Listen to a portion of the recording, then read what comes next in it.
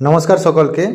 আজকের ভিডিওতে আমরা আগামী 1 তারিখ অর্থাৎ মার্চ মাসের 1 তারিখ যে স্কুল সার্ভিস কমিশনের পক্ষ থেকে গ্রুপ সি বা ক্লার্ক পরীক্ষার জন্য যে এক্সাম ডেট ফিক্স করা হয়েছে, সেই পরীক্ষার জন্য যিনারা বসছেন আর কি, তাদের সিলেবাস সম্পর্কে অর্থাৎ এই পরীক্ষার জন্য যে সিলেবাসটা নির্ধারণ করা হয়েছে সেই সিলেবাস সম্পর্কে একটু ডিপলি আলোচনার জন্য এই ভিডিওটা বানাচ্ছি।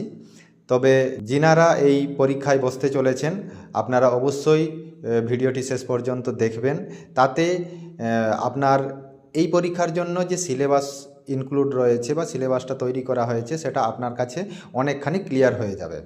তো প্রথমে আলোচনা শুরু করি।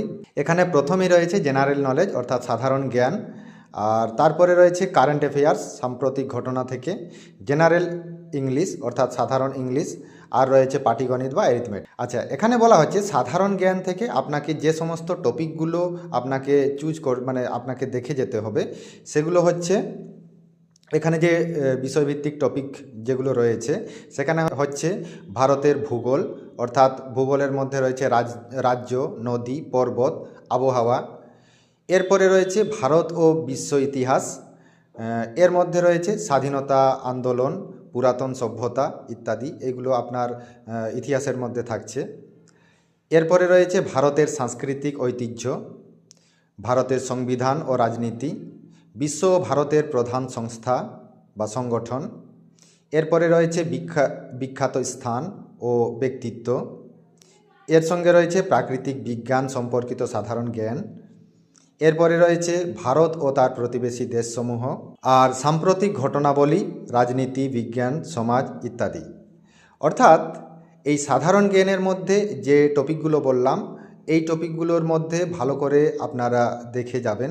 এরপরে সাম্প্রতিক ঘটনা অর্থাৎ কারেন্ট অ্যাফেয়ার্স থেকে, কারেন্ট অ্যাফেয়ার্সের মধ্যে যে টপিকগুলো রয়েছে সেগুলো যেমন সাম্প্রতিক জাতীয় ও আন্তর্জাতিক খবর, খেলাধুলা, উদ্যোগ ও পুরস্কার, রাজনীতি সংক্রান্ত সাম্প্রতিক ট্রেন্ড যেগুলো চলছে, অর্থাৎ বর্তমান দিনে এই কাছাকাছি সময়ের মধ্যে রাজনৈতিকভাবে যে সমস্ত খবরগুলো আমাদের সামনে এসেছে সেগুলো ভালো করে আপনারা একটু দেখে যাবেন। এর সঙ্গে রয়েছে বিজ্ঞান ও প্রযুক্তি সম্পর্কিত নতুন উন্নতি। এরপরে রয়েছে সমসাময়িক রাজনীতি ও প্রধান ঘোষণাপত্র, অর্থাৎ সাম্প্রতিক 6 থেকে 12 মাসের মধ্যে যে সমস্ত খবরগুলো আমাদের সামনে এসেছে সেগুলো অবশ্যই ভালো করে আপনারা মাথায় রাখবেন আর কি। এরপরে রয়েছে দেখুন সাধারণ ইংরেজি অর্থাৎ জেনারেল ইংলিশ থেকে, এখানে এই ইংলিশের মধ্যে যে সমস্ত টপিকগুলো রয়েছে আপনাকে এগুলো বলছি।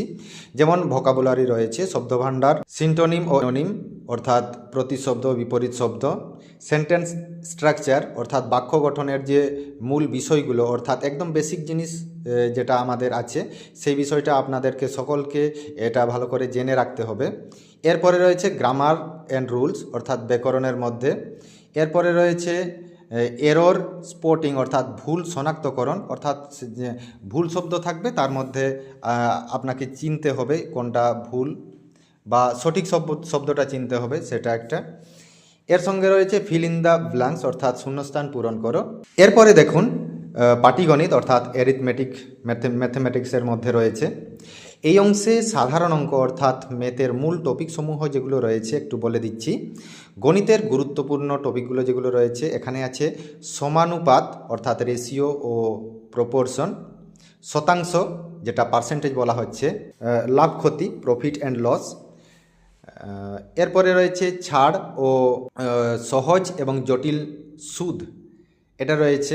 এরপরে রয়েছে ভাগ, লসাগু, গসাগু, আর শূন্যস্থান ডেসিমেল অ্যান্ড ফ্র্যাকশানের মধ্যে, আর গড় রয়েছে এভারেজ, সময় ও কাজ, দূরত্ব, ইংরেজিতে এটা টাইম অ্যান্ড ওয়ার্ক ডিস্টেন্স, এগুলো সরলীকরণ সিম্পলিফিকেশান। এই হচ্ছে মোটামুটিভাবে আপনাদের সিলেবাস রয়েছে। এই সিলেবাসের মধ্যে মূল টপিকগুলো আমি আলোচনা করে দিয়েছি। এগুলো ভালো করে আপনারা দেখে যাবেন যাতে পরীক্ষাটা খুব ভালোভাবে আপনারা দিতে পারেন। আচ্ছা, এইটা হচ্ছে মূল বিষয়। ভিডিওটা ভালো লেগে থাকলে অবশ্যই লাইক করবেন, শেয়ার করবেন এবং আপনার বন্ধুবান্ধবদের কাছে শেয়ার করবেন যাতে সকলে এই সিলেবাসটা বুঝতে পারেন আর কি। তো দেখা হবে পরের ভিডিওতে। সকলে ভালো থাকবেন, সুস্থ থাকবেন। ধন্যবাদ।